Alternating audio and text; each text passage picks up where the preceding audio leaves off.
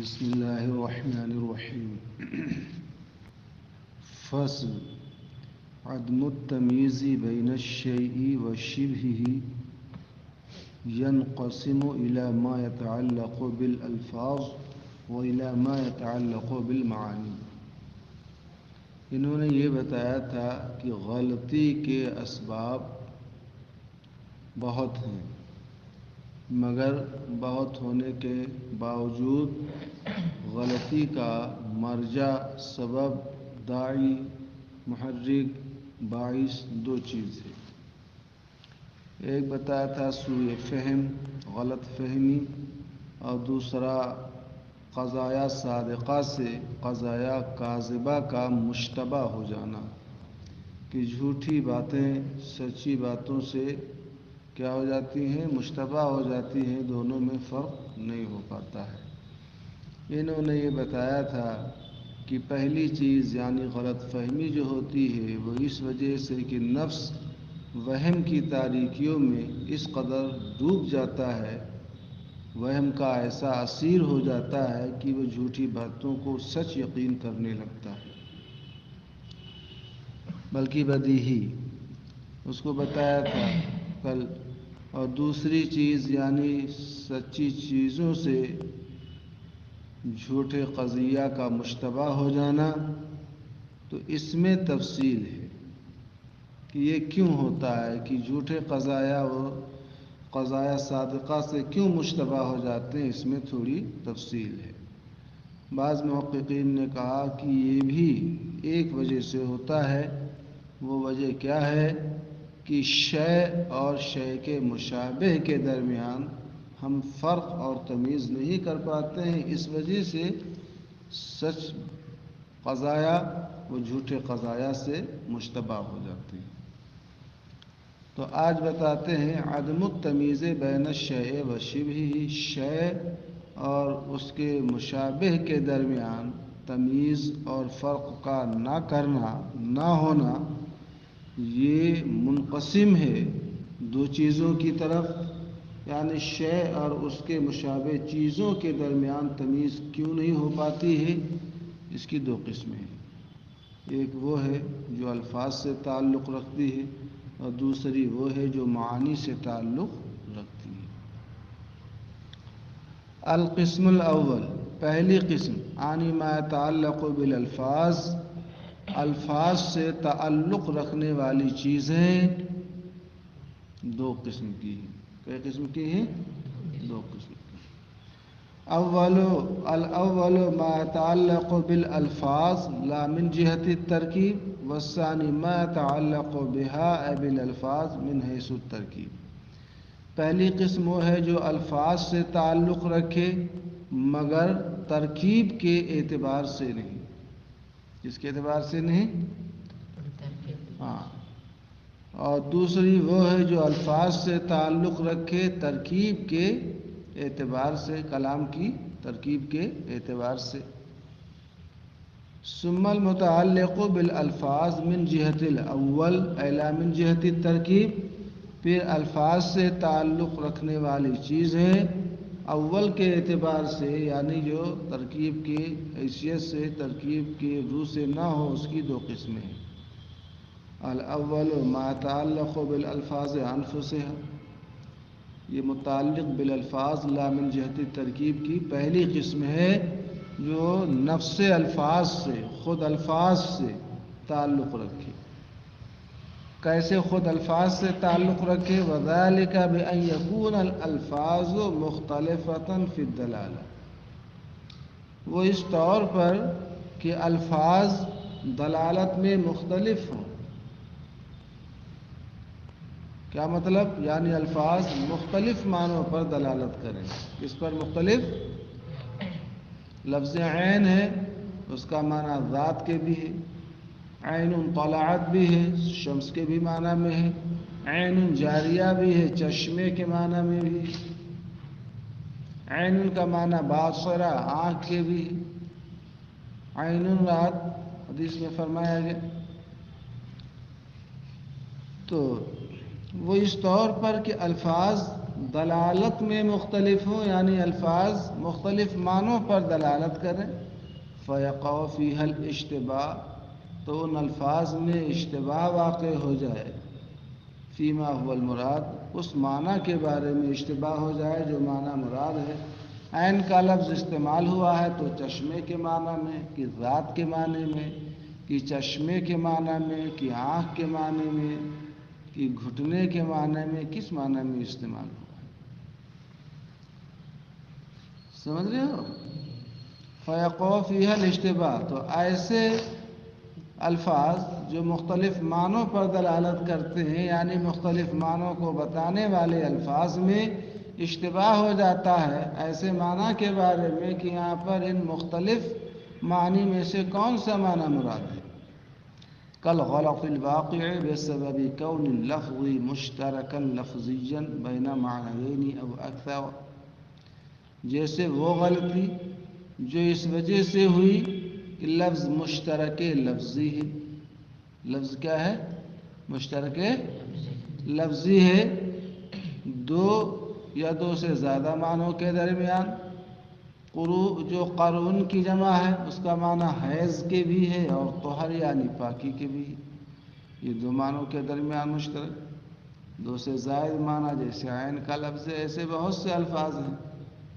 ضربہ کا معنی قتل کرنے کی بھی آتے ہیں، ضربہ کے معنی نضرب الامثال مثل بیان کرنے کی بھی آتے ہیں، سمجھ رہے ہیں؟ ضربتم فی الارض قرآن میں فرمایا گیا، یہاں ضربہ کا معنی زمین میں سفر کرنا۔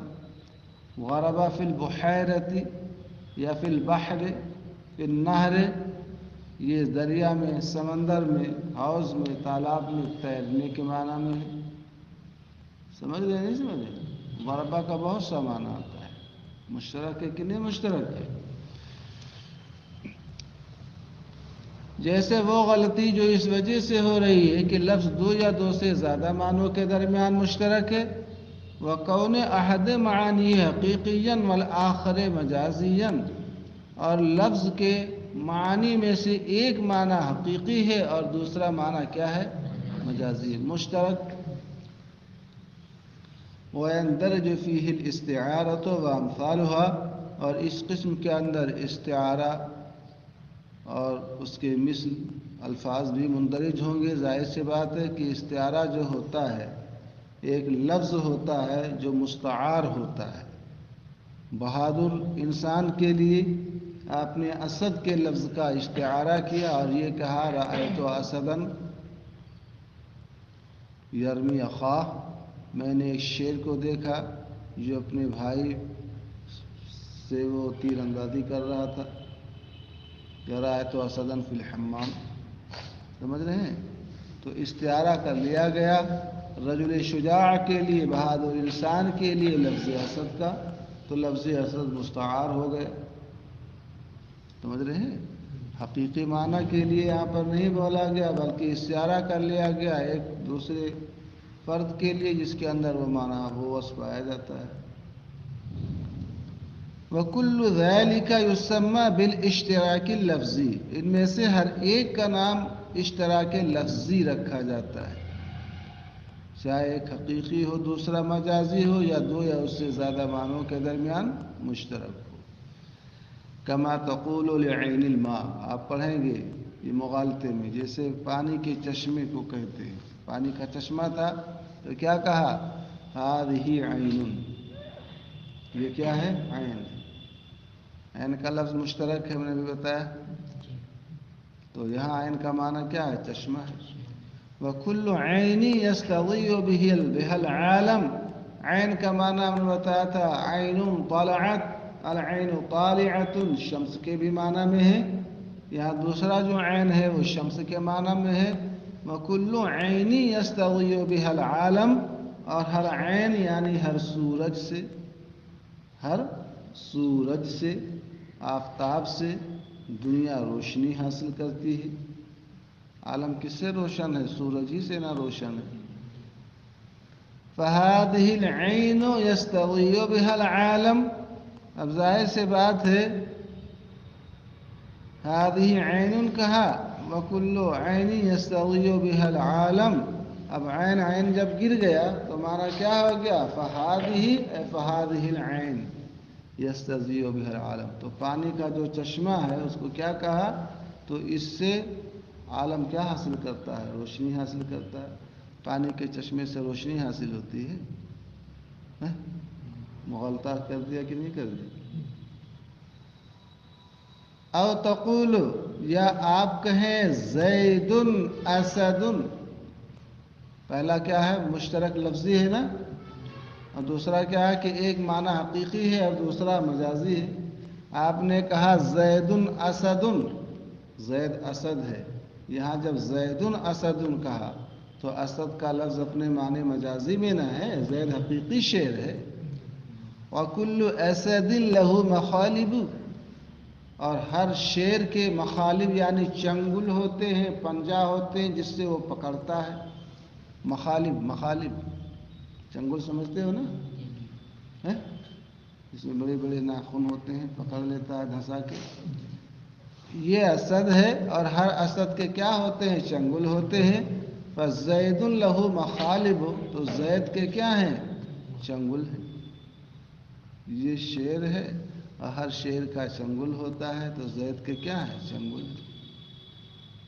آپ اگر غور کرو مولانا صاحب تو حقیقت کے اعتبار سے جو ہے یہاں حد اوسط ہی مقرر نہیں ہے، خالی لفظ مقرر ہے، معنی مقرر ہے۔ وہاں عین کا معنی کیا ہے؟ چشمہ ہے، اور وہاں عین کا معنی کیا ہے؟ سورج ہے۔ بات نہیں سمجھ میں آگی؟ وہاں اسدن جب کیا کہا تو معنی کیا ہوگا؟ رجل شجاع، اور دوسرا جب کہا کلو اسدن تو وہ اسد کچھ توڑو ہے، یہ کہو کلو رجل شجاع لہ مخالب، اگر دم ہے تو بتاؤ۔ نہیں بات سمجھ میں آگی؟ خالی لفظ سے بیوقوف بنایا تو دیکھو حد اوسط ہی مقرر نہیں، مناطقہ معنی سے نہ بحث کرتے ہیں۔ حد اوسط مقرر کا مطلب کیا ہے؟ خالی لفظ مقرر ہوا، معنی مقرر ہوا، اور لفظ بھی دیکھو وہاں لفظ کیا ہے؟ مجازی ہے، یہاں لفظ حقیقی ہے۔ وہاں جو لفظ ہے، بات نہیں سمجھ میں آگی؟ وہاں لفظ جس معنی میں، یہاں جس معنی میں اگر دیکھو گے تو لفظ بھی نہیں مقرر ہے حقیقت کے اعتبار سے۔ سمجھ رہے نہیں سمجھ رہے؟ اب خود کہتے ہیں والغلط فی الاول، پہلی مثال کے اندر پہلے مغالطے میں غلطی کیوں ہوئی؟ کون لفظ عین مشترکا لفظیا بین عین الماء والشمس، پہلی مثال میں غلطی اس وجہ سے ہوئی کہ عین کا لفظ عین الماء پانی کے چشمے کے درمیان، والشمس اور سورج کے درمیان کیا مشترک لفظی ہے۔ والغلط فی الثانی، دوسری مثال میں غلطی کیوں ہوئی؟ کون اطلاق لفظ الاسد علی زید مجازیا وعلی الحیوان المفترس حقیقیا، کہ زید پر لفظ اسد کا اطلاق یہ مجازی ہے اور حیوان مفترس پھاڑنے والے درندہ جانور پر حقیقی ہے۔ سمجھ رہے ہو نہیں سمجھ؟ والثانی، یہ پہلی قسم کہا تھا نا الاول ما يتعلق بالالفاظ لا من جہت الترکیب، یہاں خود لفظ سے متعلق ہے، ترکیب سے نہیں ہے۔ دوسری قسم وہ ہے جو الفاظ سے متعلق ہو، بات سمجھ آگئی؟ لا من جہت الترکیب والی میں بتایا تھا، سمجھ رہے ہیں؟ المتعلق بالالفاظ من جہت الاول قسمان، اس کی دو قسمیں ہیں نا، تو ایک وہ بتایا تھا کہ الفاظ معنی پر دلالت کرنے میں مختلف ہیں، دوسری قسم بتاتے ہیں جو الفاظ سے متعلق ہو تصریف کے اعتبار سے۔ کس اعتبار سے؟ مختار کا جو لفظ ہے یہ اسم فاعل بھی ہے اور اسم مفعول بھی ہے، ایک مختار ہی نہیں بہت سے الفاظ ہیں، تعلیل کر دی جاتی ہے تو پتہ نہیں چلتا ہے کہ بیعتا، باع باع سے تعلیل کرو گے تو بیعتا نہ ہوگی، یہ معروف بھی ہے اور یہ مجہول بھی ہے۔ بھائی بیعتا اگر بیعا بیعا سے لاؤ تو اس کی بھی بیعتا نہ آئے گی۔ اب یہ پتہ نہیں چل رہا ہے کہ بیعتا اور بیعنا جو ہے یہ معروف ہے کہ یہ مجہول ہے۔ خافہ ہے تو خفتہ آئے گا، اور خیفہ ہے تو اس سے بھی نہ خفتہ ہی آئے گا، معروف مجہول دونوں کی نہ ایک ہے۔ دوسری قسم وہ ہے جو الفاظ سے متعلق ہو تصریف کی وجہ سے، گردان کی وجہ سے، کل اشتباہ الواقع فی لفظ المختار، جیسے کہ لفظ مختار میں جو اشتباہ واقع ہوا. فإنه إذا كان بمعنى الفاعل كان أصله مختیرا، خیر مادہ ہے، مجتنبن کے وزن پر مختیرن نہ ہوگا، یا متحرک ما قبل فتحہ یا کو الف کر دیا، مختار ہو گیا نا، اختیار کرنے والا. کیونکہ جب یہ فاعل کے معنی میں ہوگا تو اس کی اصل کیا ہوگی؟ مختیر، یا کہ کسرے کے ساتھ نہ ہوگی، اختیار والا. بات سمجھ میں آ گئی؟ وَإِذَا كَانَ بِمَعْنَى الْمَفْعُولِ كَانَ أَصْلُهُ مُخْتَيَرًا بِفَتْحِهَا بِفَتْحِ الْيَاءِ، اور جب یہی مختار کا لفظ مفعول کے معنی میں ہو تو اس کی اصل کیا ہوگی؟ مختیر، یا کہ فتحہ کے ساتھ. دیکھنے میں دونوں کیا لگتے ہیں؟ ایک لگتے ہیں. نہیں سمجھا آپ نے؟ معنی دونوں کا الگ الگ ہے کہ نہیں؟ مختار کا معنی اس میں فعل اختیار کرنے والا، اور مختیرن کا معنی اختیار کیا ہوا، چنا ہوا، منتخب. ایک چنندہ اور ایک چنیدہ، ایک فاعل ہے اور ایک مفعول ہے. اس میں فاعل ہے اور اس میں مفعول ہے. وہاں کرنے والا معلوم ہے، یہاں کرنے والا مجہول ہے. او بسبب الاعجام والاعراب، اعجام کا اصل معنی ہوتا ہے نقطہ دار، معجم بولتے ہیں، ہے نا، اور اعراب کی وجہ سے بعض میں آ گئی، یعنی معجم اور معرب ہونے کی وجہ سے. کما یقول القائل، جیسے قائل کہے غلام حسن من غیر اعراب. اب یہاں کوئی اعراب نہیں لگایا نا، تو اب اس کو آپ غلام حسن بھی پڑھ سکتے ہیں اور غلام حسن بھی پڑھ سکتے ہیں. حسن کا غلام، دونوں معنی نہ ہو گیا. تو حسن کا غلام یہ ترکیب اضافی ہے، اور غلام حسن خوبصورت غلام، یہ معنی نہ ہو گیا. دونوں الگ الگ نہ معنی ہے بھائی. حسن کا غلام اور ایک خوبصورت خوب رو غلام کا معنی ہو گیا. دونوں کا الگ الگ نہ معنی ہے. اگر یہ غلام حسن لکھا ہوتا تو غلام حسن نہیں نہ پڑھتے. اب بغیر اعراب کے جب وہ ہے تو مشتبہ ہو گیا کہ یہ ترکیب اضافی ہے، جس کا معنی غلام حسن ہے، جیسے احمد حسن بولتے ہیں. یا یہ کہ ترکیب توصیفی ہے جس کا معنی خوبصورت غلام ہے. فَيُظَنُّ تَارَةً تَرْكِيبًا تَوْصِيفِيًّا، تو کبھی جو ہے ترکیب توصیفی کا گمان ہوتا ہے، وَالْأُخْرَى إِضَافِيًّا، اور کبھی ترکیب اضافی کا گمان ہوتا ہے کہ یہ حسن کا غلام ہے، حسین کا نہیں ہے. بات ذہن میں آ گئی؟ وَالْمُتَعَلِّقُ بِالْأَلْفَاظِ مِنْ جِهَةِ التَّرْكِيبِ، یہ دوسری قسم نہ تھی. ما يتعلق بالالفاظ قسمان، الاول ما يتعلق بالالفاظ لا من جهة التركيب، والثاني ما يتعلق بالالفاظ من حيث التركيب. الفاظ کے ساتھ جو چیز تعلق رکھے ترکیب کے اعتبار سے، فإما بالنظر إلى اختلاف المرجع، مضمونی یعنی کلام کی جو ترکیب ہے، یہ محض لفظ سے اس کا تعلق نہیں ہوا، بلکہ کلام کی جو حیت ترکیبیہ ہے، حیت موضوعہ ہے، اس سے اس کا تعلق ہے.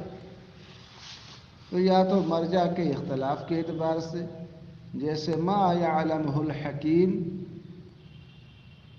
فهو يعمل بما يعلم، حکیم جس چیز کو جانتا ہے.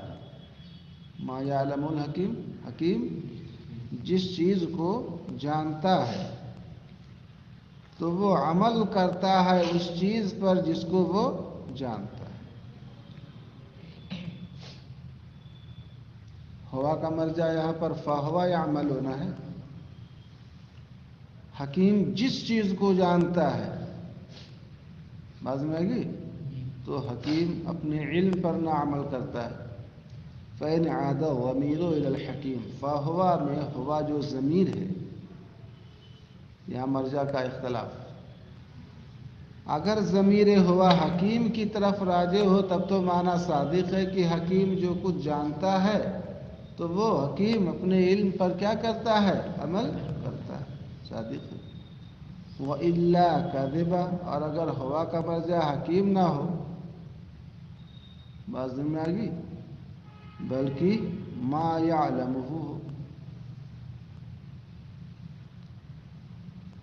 بس میں حکیم کی طرف راجع ہو تب تو اس کا معنی صحیح ہے.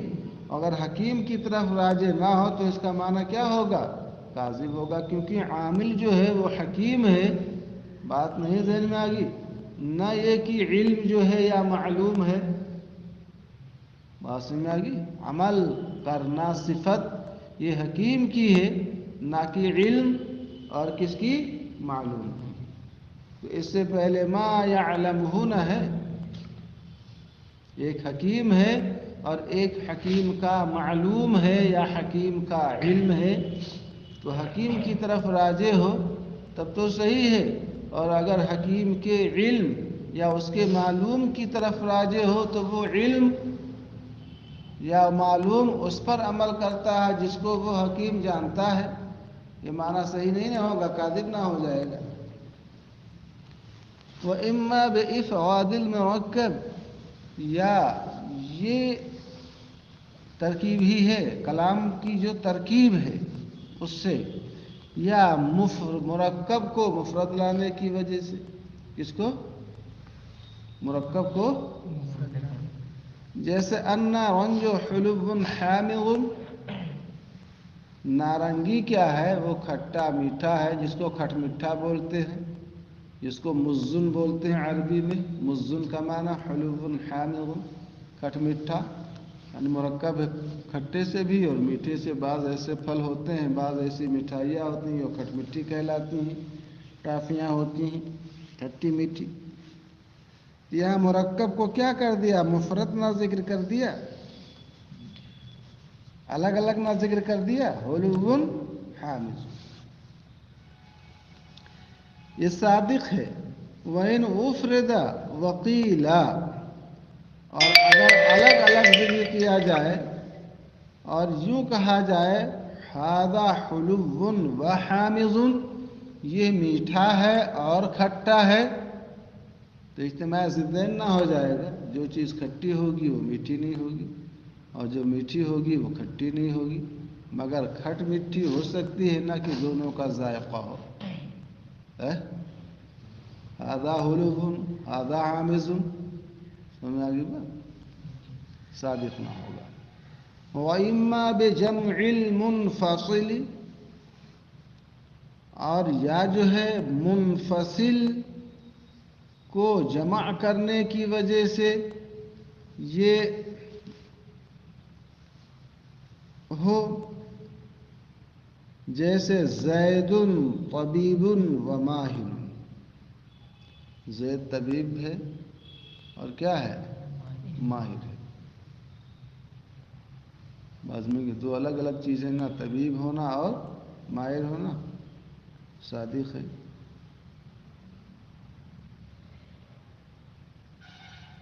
اور اگر یوں کہا جائے، اور اگر جمع کیا جائے اور یہ کہا جائے طبیب ماہر، کیا کہا جائے؟ طبیب ماہر، ماہر طبیب ہے، تو فرماتے ہیں کذبہ، یہ کیا ہے؟ کاذب ہے. پہلی صورت میں انہوں نے یہ کہا کہ طبیب و ماہر کہیں تو یہ صادق ہے، اور طبیب ماہر کہیں تو یہ کیا ہے؟ کاذب ہے. ایسا کیوں ہے؟ پہلی صورت میں انہوں نے صادق کہا اور دوسری صورت میں انہوں نے اس کو کاذب کہا.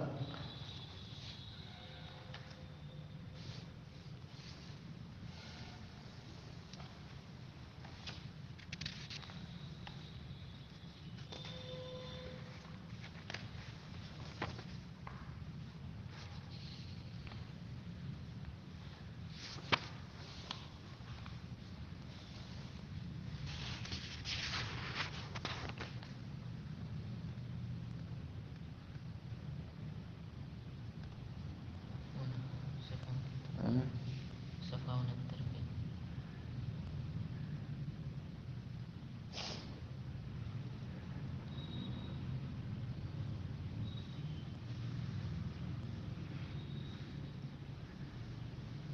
اصل میں مطلب اس کا دوسرا ہوا، سمجھ میں آ گئی بات. زید طبیب و ماہر. ایک آدمی طبیب تو ہے مگر ماہر طبیب نہیں. ہر آدمی ہر چیز میں ماہر نہیں ہوتا ہے. طباوت میں ماہر نہیں ہے، دوسری چیز میں کیا ہے وہ ماہر ہے. تو طبیب و ماہر کہنا کیا ہو گیا؟ صحیح ہو گیا. طبیب ہے اور ماہر بھی ہے وہ، مگر کس چیز میں؟ کسی اور چیز میں ماہر ہے. اور طبیب ماہر اگر اس کو کہا جائے تو غلط نہ ہو جائے گا. جب وہ جھولا چھاپ ڈاکٹر ہے تو اس کو طبیب الماہر کہیں گے تو غلط نہ ہو جائے گا. اسی کو بتایا، اس کو یوں سمجھے کہ زید ایک جھولا چھاپ ڈاکٹر ہے لیکن دیگر فنون میں بہت ماہر ہے. بس میں بہت سے لوگ ہوتے ہیں منطق میں ماہر ہوتے ہیں، فقہ میں، حدیث میں، تفسیر میں ماہر نہیں ہوتے ہیں. تب اس کو یہ کہیں کہ منطقی و ماہر. بات نہیں سمجھ میں آ گئی کہ منطق میں ماہر ہے اور فنون میں ماہر نہیں ہے تو منطقی ماہر، یہ تو صحیح ہو جائے گا. بات نہیں سمجھ میں. لیکن اگر اس کو یوں کہیں کہ فقیہ ماہر یا محدث ماہر تو غلط ہو جائے گا کہ نہیں غلط ہو جائے گا.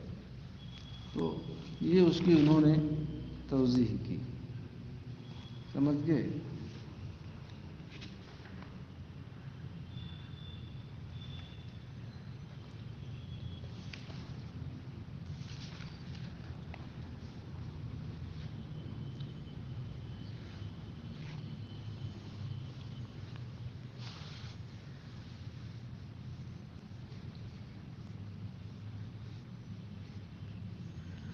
اور وہ اعجام والا بتایا تھا نا، اعجام نقطہ دار الفاظ ہے. تو اس میں نقطے نہیں. تو اب ایک شاعر نے کہا ہم دعا لکھتے رہے اور وہ دعا پڑھتے رہے، ایک نقطے نے ہمیں محرم سے مجرم کر دیا. ہم دعا لکھتے رہے اور وہ دعا پڑھتے رہے، دغا پڑھتے رہے. سمجھ میں آ گئی بات؟ تو نقطہ اگر نہ دو، نئی بات سمجھ میں آ گئی. پہلے غیر نقطہ دار بھی الفاظ تو لکھے جاتے تھے.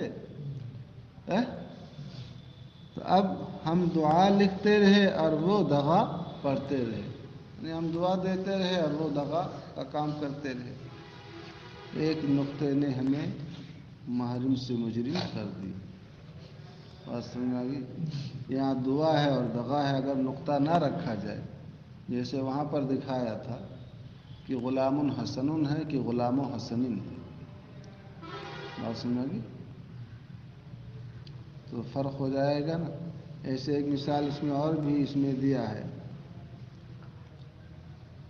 فقیر و برن اور ایک فقیر و بزن ہے. دیکھو یہ نقطے ہی کا لفظ ہے. اب نقطہ نہ رکھو، بغیر نقطے کے رکھو تو فقیر و برن اور ایک فقیر و بزن ہے. تو البرو کا معنی گیہوں نہ ہوتا ہے تو فقیر و برن کا معنی کیا ہوگا؟ گیہوں کم ہوتا ہے. اور فقیر و بزن کا معنی کیا ہوگا؟ بز بولتے ہیں، اسی سے بزاز بنا ہے، کپڑا فروش کو بولتے ہیں، کپڑے کم ہوتا ہے. سمجھ رہے ہو نہیں سمجھ رہے ہو؟ تو بغیر نقطے کے جب یہ لفظ ہو جائے گا تو یہ ایسے سمجھ لیں.